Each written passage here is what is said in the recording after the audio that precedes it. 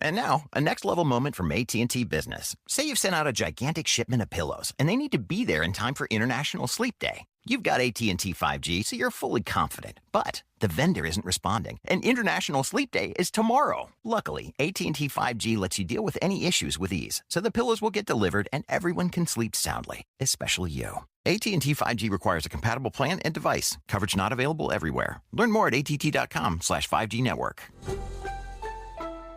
I just did a quick story over on my Instagram. And if you're not following me over there, it's at Awakening Women Official. And I was talking about this spiritual practice, really, of being able to be okay within yourself, no matter what is going on around you. And this is a huge piece of the work that we do as women when we have been in a lot of trauma, a lot of chaos, a lot of other people's bullshit, other people's chaos, other people's just how people show up, how people do the things they do, how others say the things they do, their energy, how it impacts us. We have to be aware of that. Even if it's people that we see every day, it could be children, like adult children. It could be your partner, if you're with someone, whether they're a toxic, narcissistic crazy maker or a partner that there isn't a lot of that crazy making going on. Everything impacts our energy, and we have to be so acutely aware of what that is and protect it. So it's remembering that your life can fall apart and you can still rise, because our power isn't found when everything is going well. It's found when you can walk yourself through the damn fire, no matter what's burning around you, no matter how everything around you might look hopeless or bleak or overwhelming, or like there's no solution, or that nothing is going right, or it seems like there's a lot of things coming at you at once. That is when your power is found. It's how you walk through it. It's not that everything is going perfectly well. It's how are you leading yourself? How are you dealing with what is happening right now? And so what can happen mostly is that we collapse emotionally into it. We numb out with food, wine, work, fixing other people, getting into other people's drama so we don't have to deal with what's going on inside of ourselves. And then we end up manifesting illness, because that helps us take our mind off of what we're feeling. We can manifest illness as a way to pull us out of our emotional pain. That is one reason why the physical manifests the emotional. And so if you're in this relationship and you know something needs to change, then this is the part that you have the power over. You have the power to completely change your situation just by committing to changing you. You don't need to decide what you're doing right now about the relationship. In fact, trying to make a decision about the relationship is what is keeping you stuck. Because you think, well, if I'm not ready to leave right now, then that means I just need to stay where I am. And my only other alternative is to suck it up, just deal with it, get up, keep going, do all the things, go to work, come home, do it all over again. And I need to feel like a victim that has no power over my life, and that I have to feel like shit, and that I have to abandon myself every day. So those are the two choices that sometimes we can get into, that black and white thinking of, well, if I don't leave, then I'm just going to be miserable. I have the choice to either be miserable or leave.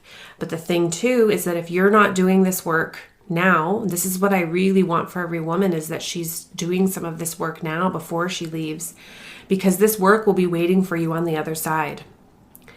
It's not like you're going to leave and everything's going to be roses and all of your issues are going to magically evaporate, because you've still got your mind to contend with, your thoughts, the things that you're thinking when you're alone. And these things do not get better with just talk therapy. I'm telling you, there's a limited result that you can get from just going into talk therapy to talk about it.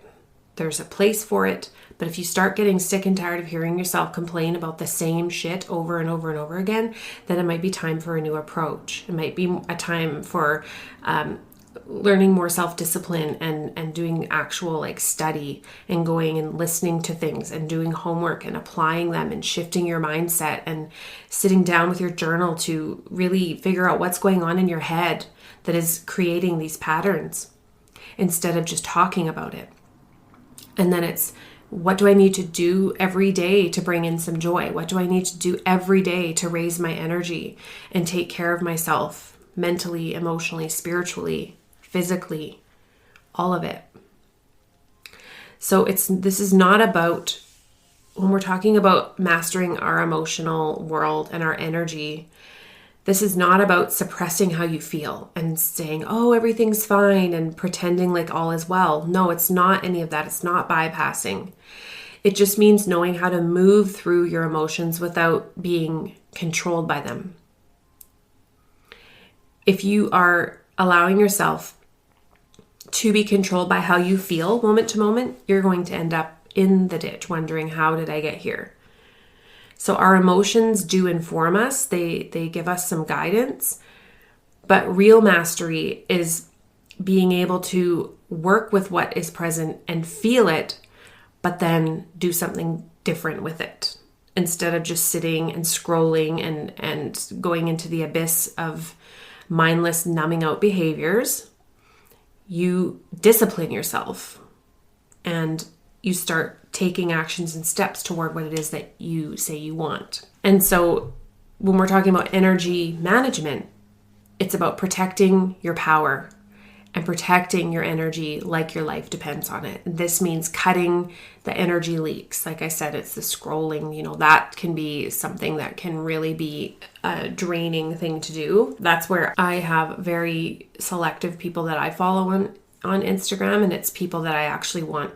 I like their stuff. It's uplifting. I don't follow any of the narcissistic abuse armchair experts because there is so many people talking about this. It's become a trend. I've seen people that were like spiritual channels or spiritual mentors. Suddenly now they're talking about narcissists. It's everywhere. And that's not to say that other people don't have something to contribute to the conversation. But where I come from this is that I've been doing this work for 13 years, where I have worked with women through all of the shit that has left them disempowered. And I'll tell you, a lot of times when they came in to work with me, they didn't come in necessarily with just relationship. The relationship became very clear as being a core issue through the work. So it's the inner work that we do on ourselves that matters more than anything else. And when you are just listening to this and that and this narcissist meme and this and that, and they all sound like the same thing after a while, maybe you've noticed this, and they're not, it's not like they've put 20 grand more into like actually getting certified and getting their education. I put investment into doing what I do, plus the 13 years of relentless pursuit of this and my own growth. I do the work that everything that I share and I share in my programs is work I have done myself. I don't put stuff out there that's stuff I would never do or have not done. I'm very, very integral when it comes to that. I walk my talk. I'm doing the work behind the scenes. Even when I've had everything crumbling around me, I still didn't fully, some of the stuff I had to pare back when I was really sick. But I was still listening to things. I was still listening to myself and listening to my intuition and letting what was happening show me what I needed to know. And you can do that as well. And so spend your energy on what is expanding you. So when you are over consuming social media and scrolling all the Instagram memes that are just about what the narcissist does, and I will say on my account, those are the things that get the comments, the likes, the shares, because I understand there are women that sometimes they come across something of mine and they're like, oh my God, bam, I didn't even recognize that's what I was experiencing. And so that's great. They've had a shift, but then what do they do with it? Do they sign up for something? Do they get into coaching? Do they purchase a course? Do they binge the podcast? I don't know. Sometimes it's just the comment of, oh my God, this spoke to me. But then what are you going to do with it? So you're just putting all this clutter in your mind, but you're not doing anything with it. That impacts your energy. That impacts your emotions and your state. And so the scrolling, it's the explaining, it's the people pleasing. And those are energy leaks. So you need to spend more of your time and energy on what actually expands you, including people. When you're going through this metamorphosis, you might notice that you need more alone time, just to be in your own energy, to be outside, to journal, to sip your tea or coffee in peace. This is where I'm at right now in my healing, is just really needing a lot of time just in my own energy, in my own peace. It's been very healing and very regulating for my nervous system. And this is despite lots of things going on around me, lots of changes. I don't share my whole personal life intentionally. I think some people just really overshare their personal lives on social media and even on their podcasts about, their personal lives and their relationships. And I'm not really one to do that. It doesn't feel correct to me to do that. But just what the point being is that I am doing the work despite, the challenges or things that have come up, because I'm a powerful woman. I know I am. I'm a strong woman. And I know that you are as well. But sometimes you just lose sight of that spark. You lose sight of that inner fire because it feels like everything is falling apart around you and you can't, get a grip on it. But let me tell you, you can. You absolutely can. So also moving to saying no more to things that drain you. What are the things that are draining you, that are creating an emotional bankruptcy? You've got to protect your emotional energy. And then spiritually connecting. Are you listening to yourself about what your next move is? What is it that's really calling toward you for the next move for you? What do you want? What do you want to create? And what's going to happen in the next 6 months to a year if you keep doing everything as you have been now? How's that working for you, as one of my mentors would say? How is what you're doing working for you? So you listen to the guidance. Go here, go there, don't go there. Listening to your body, tap into your higher power, whatever it is that you believe, your inner wisdom, asking better questions. What am I learning in this? What am I learning? I'm learning that you can have shit going on around you and be really miserable and angry and bitter, or you can use it as fuel to strengthen yourself and take it moment to moment to say, okay, this, that, and the other thing is not how I want it. I'm sad about this. This is not going well. This is very frustrating. This, whatever. But what can I do today to make myself feel good? Like, what's the opportunity for the upgrade? What's the opportunity that's showing itself to you to up-level your life? So ask yourself better questions rather than, why is this happening to me? What's the lesson? Where's the up-level? Where's this opportunity for greater growth and evolution? I believe that's why we're here. When we're asking ourselves, when life is just going crazy, why am I here? Like, you have this existential crisis or existential midlife crisis of, what is this all for? I've come to the belief it's for our own evolution. And as a mother, I can only speak to being as a mother. For me, it is, what am I leaving behind for them? What am I showing them? And what will they say about me when I'm no longer here? What legacy am I leaving them that they will be able to say, she always put us first. She was always there. And that's what I would want, is my kids to look back and say, well, she was always there. That was the thing. She always put us first. That was always in my mind since day one of being a mother, is putting my kids first. And you might be able to relate to that. And then the next piece around this is body anchoring. Your body does not lie. It's actually where all of your answers live. That's where it is. So doing your grounding work and moving through grief and being in stillness, and to make sure that you are in a regulated place before you react or you do some kind of emotional reaction that makes things worse. And another thing I want to say before I close up is that you can't think your way into your power. You've got to anchor yourself into it. It's quiet. It's not loud.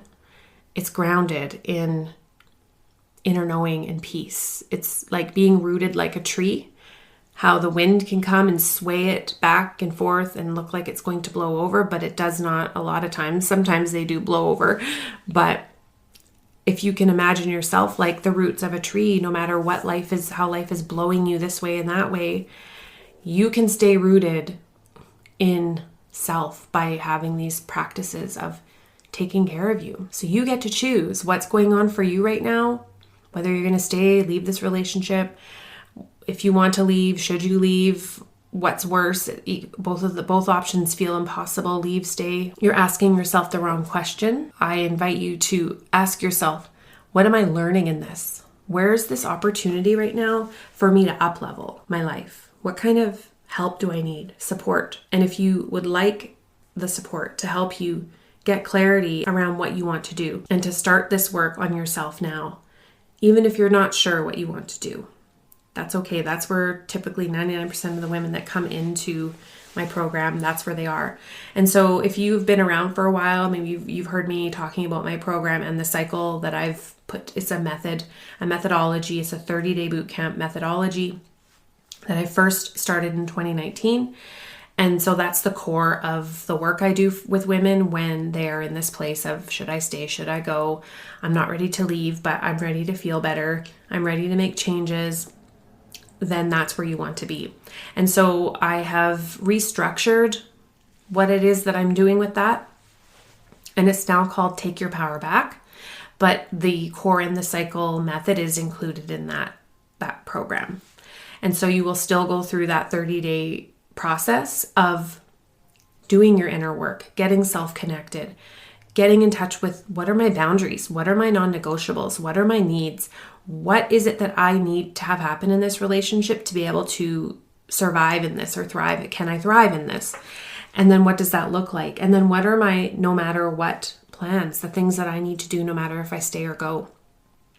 And I say to every woman, I want you to be so strong in what it is that you're doing that you are no longer relying on him to do anything.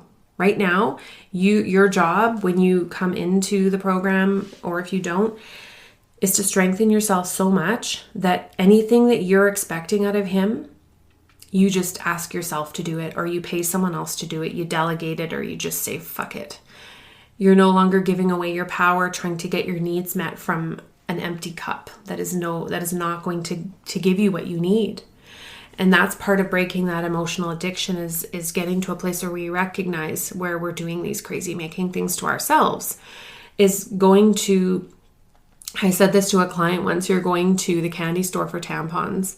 This many years ago it came out, and I was like, well, that's actually really good. She was going to someone in her life expecting a different result when she always got the same response or lack of response. So it's the same thing. This is how you protect your energy. You no longer are expecting something from someone that they cannot give. You're not expecting a dog to be a cat anymore. Like, think about how exhausting that would be, trying to get your dog to act like a cat, like go to the bathroom in a litter box, like it might be able to happen, or get it to like jump up on a high fence. It's not going to happen. A cat can jump from a rooftop and land. You're trying to get a dog to jump off a roof, it'll probably kill it. So you have to stop beating your head against that wall. That is the epitome of emotional exhaustion. And you're probably doing this every day, multiple times a day. And so if you want support with this, then get inside of the program. You'll have access to me in a group to ask any questions. I'll do pop-up mini classes and mini talks, pep talks, and Q&A inside of the group. So when you join right now, you get 12 months of access to my membership that I have not actually put out yet on its own. It's something that is in the work, but you will get that extra time to get the support as you up level, as you evolve into the next phase of planning your exit and making your way out of the relationship. You will have that support in place over that duration of time. So that's what I have for you if you're at that stage of I'm not sure what to do, but I'm ready to make a change. I'm ready to commit to me, then that's the place that you want to be. And I'll leave the link for that inside the show notes. This episode is brought to you by Progressive Insurance. You chose to hit play on this podcast today. Smart choice. Make another smart choice with AutoQuote Explorer to compare rates from multiple car insurance companies all at once. Try it at Progressive.com. Progressive Casualty Insurance Company and Affiliates. Not available in all states or situations. Prices vary based on how you buy.